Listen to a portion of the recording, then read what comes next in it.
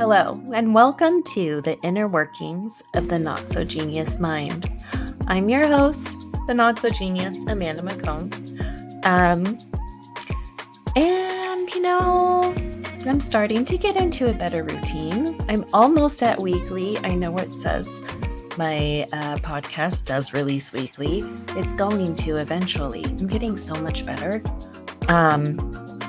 I have been doing a lot of work on my health and in all the ways, physical and mental, and it's finally starting to come through.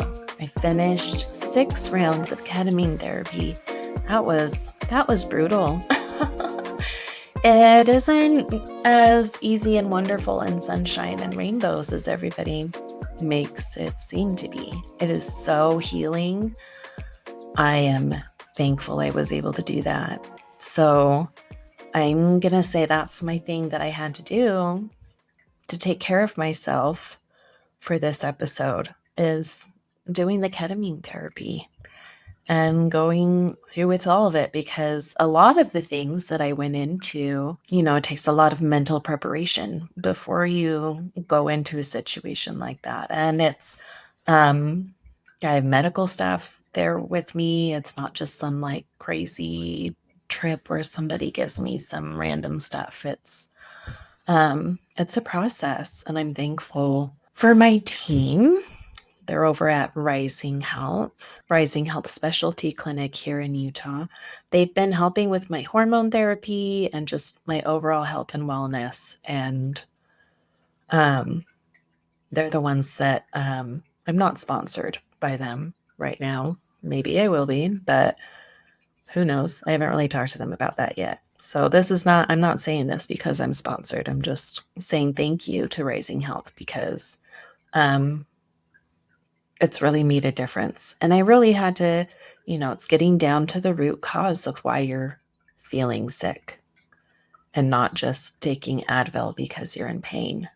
It's making the pain actually go away so you don't have to take the Advil anymore, right?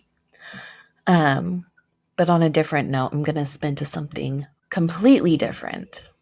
I had the privilege of going to the Equality Utah Gala. It was over this last weekend. I kind of went last minute, and I went alone, like by myself. Bought my ticket. Nobody was going with me. I don't know. I guess I've done it in a few other situations, but not anything like this because it was at the Eccles. And, I've learned, especially from doing the Mrs. Utah America pageant, that I learn and I grow so much when I'm put in uncomfortable situations. And I kept seeing all these posts about the Equality Gala. And the day of, I sent the post to my husband and I was like, I need to go to this.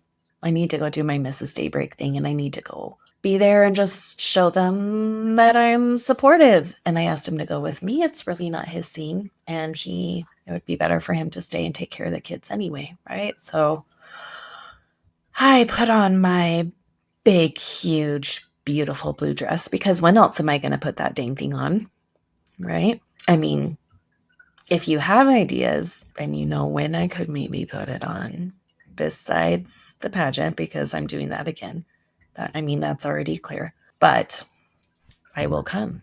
Give me an event to wear a dress to, and I will go. And it's, really going to something this big. It was at the Eccles. Going to something that big alone is not something that I would do before the pageant. So here I am doing my Mrs. Daybreak thing in my big, beautiful blue dress, and I'm talking to strangers and putting myself out there. In case you don't know, Equality Utah is for the LGBTQ plus community. And I went as an ally. I have a lot of people I know are part of that community. And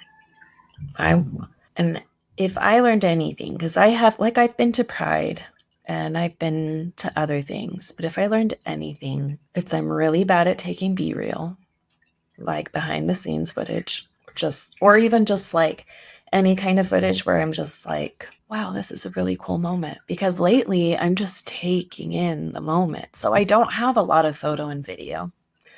Plus my phone died towards the end of the night. And anyway, that's enough. I'll tell you that at the end. Oh, but they were trying to raise money to help with policy changes and things to keep people safe. And I think there's a lot of misunderstandings, I think, and a lot of misconceptions when you think about going to an event like that. It was the theme for the night was, what was it? Enchanted World. That's what it was. And there were people there were like giant dancing trees, and there were people with like, I saw a dude that actually had like a tree branch wrapped around his head, and it was all, he kept hitting me with it. And I was like, man, why does that smell so good? Is that a real tree? And he was like, oh, yes, I made it myself.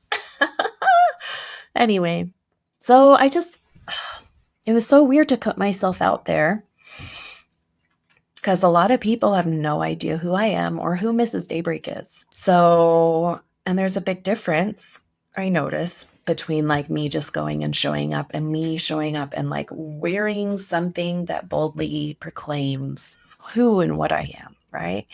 And I'm walking up and down these stairs in this big, huge, amazing foyer before the party even, like, not the party, before the show starts.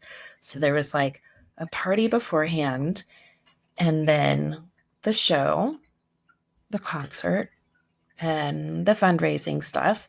And then there was the after party, and then there was an after party. And I'm not that big of a partier. I made it to the after party, but I didn't make it to the after party. But in all of that, I did not get as much photo and video as I wanted to, just because I was so captivated and I was just enjoying the moment, and I was watching everybody and talking to people. And I mean, I should have had my phone out and I should have been taking pictures left and right and all kinds of video, but I just was present. I was there. I was listening to all the sounds and watching all the people and their costumes. And even though I was there alone, I was so happy that I went, and I was so happy to be there. It's kind of eye-opening because I'm used to being people who think and act a lot more like me, and then I step in and I'm probably the minority, right?